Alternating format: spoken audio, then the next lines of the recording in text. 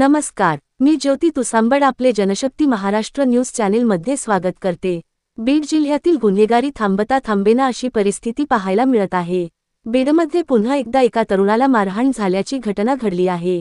बीड तालुक्यातील आहेर वडगावात हा धक्कादायक प्रकार घडला आहे। या तरुणाला मारहाण करतानाचा व्हिडिओ सोशल मीडियावर व्हायरल झाला आहे। या घटनेने बीडमध्ये खळबळ उडाली आहे। बीड जिल्ह्यातील आहेर वडगावात एका तरुणाला मारहाण झाल्याची घटना घडली आहे। आहेर वडगावात मंदिरातच तरुणाला मारहाण झाली आहे। तरुणाला मारहाण करतानाचा व्हिडिओ सोशल मीडियावर व्हायरल झाला आहे। तरुणाला मारहाण करण्याचा प्रकार हा मे 27 रोजी घडला। मात्र त्या दिवसाचा व्हिडिओ सोशल मीडियावर व्हायरल होत आहे। या घटनेने बीडमधील कायदा सुव्यवस्थेचा प्रश्न उपस्थित झाला आहे।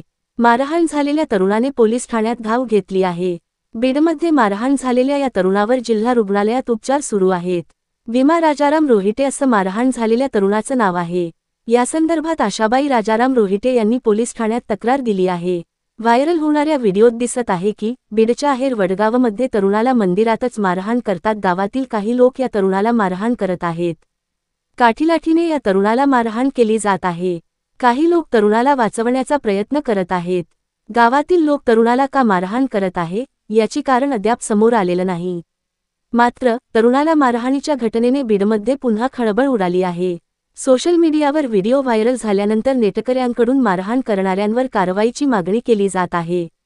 पुढील अपडेटसाठी Janshakti Maharashtra news channel subscribe करा, शेअर करा, लाईक करा, बेल आयकॉन दाबायला विसरू नका। धन्यवाद।